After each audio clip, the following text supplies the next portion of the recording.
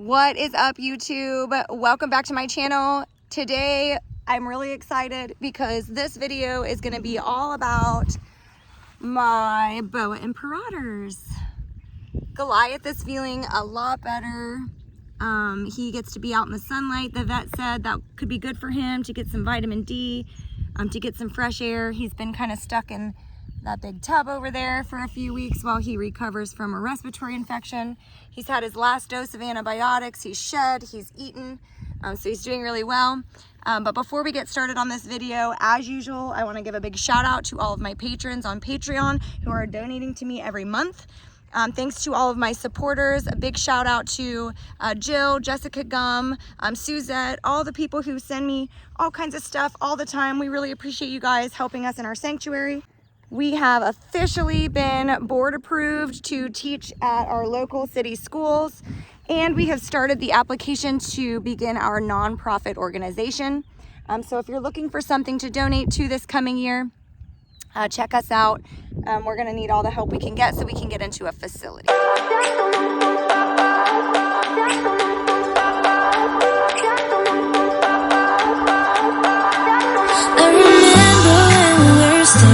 Photo.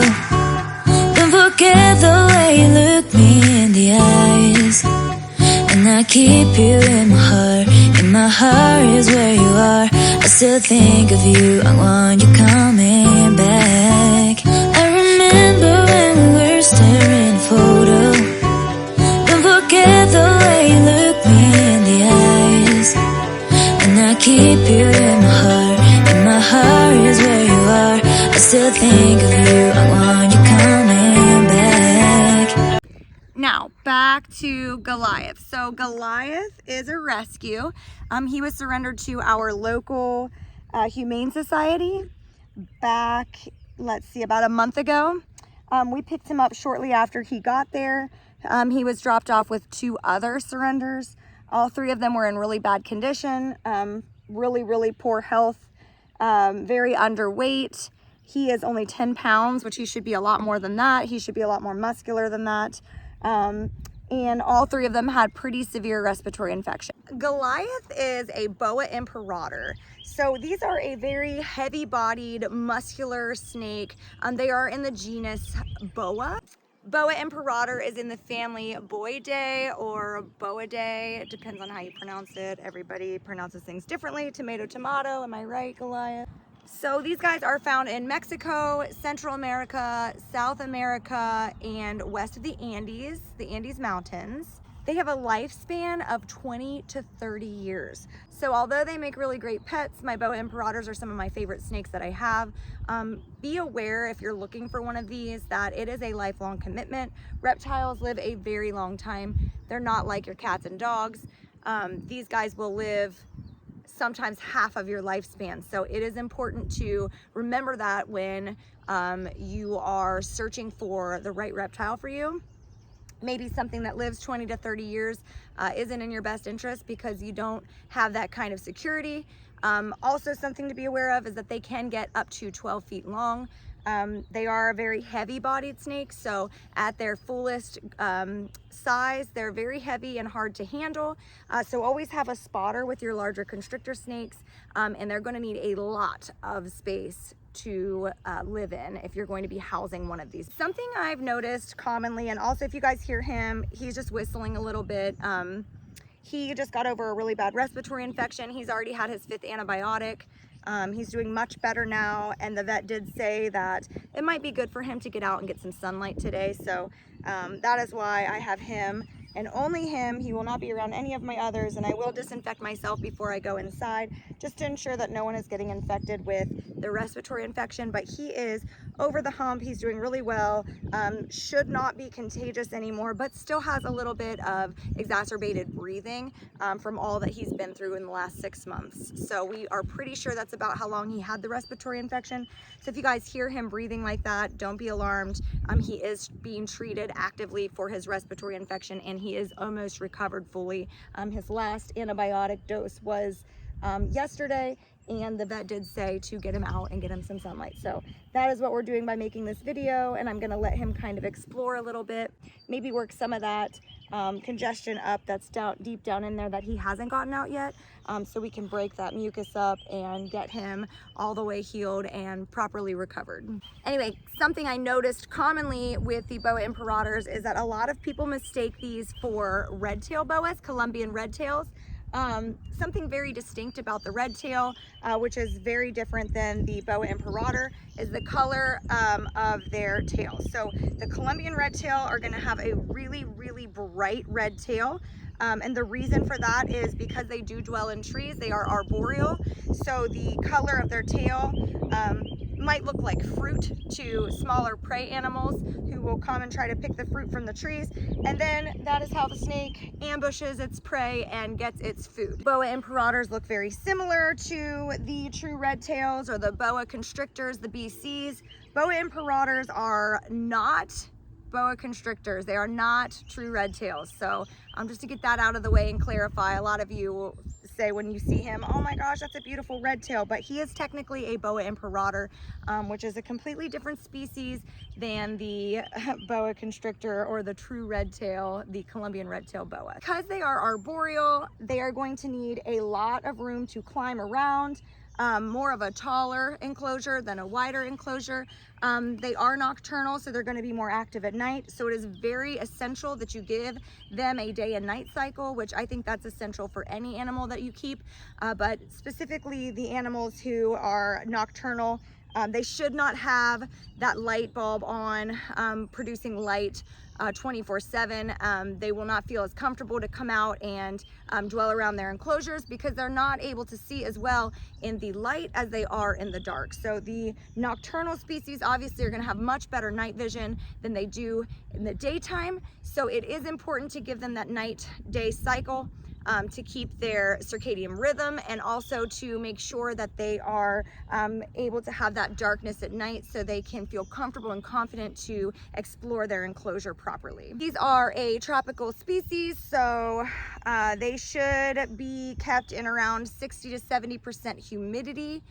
Their humidity needs to be very high, so 60 to 70% if you're keeping them in an enclosure that doesn't hold humidity well. I recommend getting some kind of a misting system, or you systematically misting it throughout the day and night to make sure that they are continuously getting the humidity that they need, especially if you have like UVs and basking bulbs that might dry out the enclosure.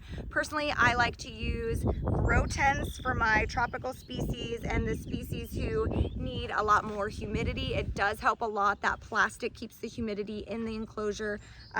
It helps with things like keeping them from getting respiratory infections. It helps with them shedding. It helps to get their ocular scales off. So it is very important to make sure that your animals have the proper humidity they need to sustain a healthy life. They also really enjoy, I have noticed, climbing into their water dish. So making sure they have something large enough to get their entire body in is very important. So we have Goliath in a tub right now, but when he gets into his grow tent, he's gonna have a pretty decent size water dish. When I say decent size, I mean I could probably get in it in my knees and sit down in it. Something that he is gonna be able to get into and fit his entire body in. So just in case there isn't enough humidity too, it's nice to have a water dish big enough so that they can get that, that hydration as needed on their skin. So that's another thing to remember when housing one of these guys. Another thing to remember is that they are a slow growing snake. This is not like your reticulated pythons or even your berms grow a little bit faster than these guys. These guys have a very slow metabolic rate, which means they shouldn't be eating as much as your other snakes. So juveniles and babies obviously will eat a lot more than the adults. If you're looking at babies under 3 or 4 feet, I would say to feed them once a week, once every 5 days. Above that, into your juveniles, your bigger juveniles, you're going to be feeding them every 10 days or so. And then at your full-grown adults, you should only be feeding them every 3 weeks. The metabolism is very slow, so if you feed them too much, they're going to get fat. They're going to get too much fat, and too many fat cells on them mean that they are prone to fatty liver disease. This can kill your snake, and it is not good for them. So make sure that you are feeding them the proper amount. and take into consideration also how much movement they get versus how much you're feeding them. If they are not super active, if they don't have an enclosure where they can kind of climb around and do things and be active and lose that fat, don't feed them as much, because they are more susceptible to diseases that can kill them. These are very active and alert snakes. I find them to be very handleable, with the exception that, or the understanding that they do get very large. So making sure that you have a spotter and a snake hook at all times to keep you safe while handling these guys. They are very social animals. I have noticed that mine really do enjoy when we come next to their enclosure. They're always very active. They're kind of peeking around. They're curious. They are constrictor snake. That is how they hold on to things. That's also how, if they're cold, sometimes they'll like squeeze you to get warm. They're not trying to hurt you. They're either just trying to get warm or they're trying to feel secure. They will not purposely harm a human. That's not in their, you know, that's not what they're seeking out to do. These animals do not feed on humans. They're opportunistic and ambush eaters. And humans do not fit in their diet.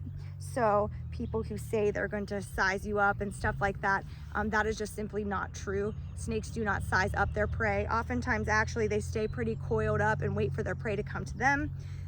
So opportunistic and ambush eaters do not typically size up any kind of prey animal. And I don't know any prey animal who's gonna sit still while a snake does that. So if you hear that myth, please squash it. It drives me nuts. It's a silly myth. Snakes do not feed on humans, not something that they are inherently going to do. So this guy was severely underfed when I got him, severely underfed. And so he was quite literally starving, and he has not tried to strike at me or eat me one time, nor would he, mostly because they are ambush and opportunistic eaters, one, but two, because we have very broad shoulders. Humans typically are way too big for snakes to swallow, so they're not going to eat me. Also, this guy is much too small to even try to eat me. So I just wanted to get that out there. I love when people tell me that my snakes are going to eat me. I think it is so funny. Or they're going to eat my children. I think that that is so funny. We teach our kids exactly how to handle these guys. My children specifically work with me down in my sanctuary. They absolutely love it. We always use the snake hooks, always have a spotter with the larger animals that we care for, making sure that we are practicing smart keeping and respecting each animal we have, but specifically these larger constrictor snakes, because they are so big and so heavy and they are so strong. So making sure that if you're going to get something like this to house as a pet, you need to keep all of these things in mind. These are important facts that you should know. Now let's move on to temperature and stuff like that for inside of their enclosure, because that is one of the most important things as well, to keep them from getting respiratory infections and stuff like that so that they can stay healthy. What we do for the boas is we have a gradient of heat, with the bottom of their enclosure being cooler and the top of their enclosure being warmer. Since this is an arboreal species, we make sure that the gradient is from top to bottom. With our terrestrial species, obviously, that's gonna look a lot different, and the gradient is gonna be from side to side. What a gradient is basically, it's a change in temperature throughout the enclosure to make sure that these animals can thermoregulate. They are cold-blooded. They cannot regulate their own temperature from internally.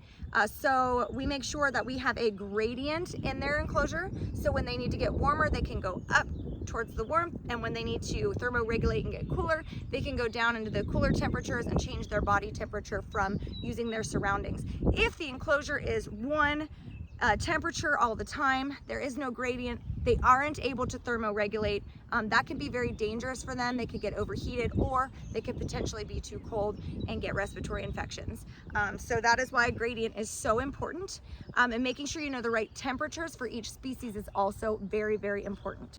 All right, so back to the temperature of their enclosures. So you're gonna be looking at the daytime is gonna be a little bit warmer than the nighttime, because in their natural habitats, the nights are gonna get a little bit colder. So during the day, you're looking at anything with the cooler side being down around 80, 82, up to the warmer side, which is going to be about 90 to 92. I'm going to keep that 10-degree difference gradient for them. With the nighttime, you're going to be looking at around 75 in their cooler, and 85 up in their warmer for the night, so that you can replicate that natural habitat that they would be in out in the wild. It does benefit them to be cooler at night. So that is all I have for you guys today on Boa Imperators. I would say that these guys make a terrific pet, a terrific addition to your household if you have the space, the time, and if you are ready for some serious medical bills. Goliath has been to the vet now 5 times for 5 different injections of antibiotics for his respiratory infection. Respiratory infections are no joke in snakes. We typically can treat them ourselves, but this one had gone untreated for so long that we had to do something for him.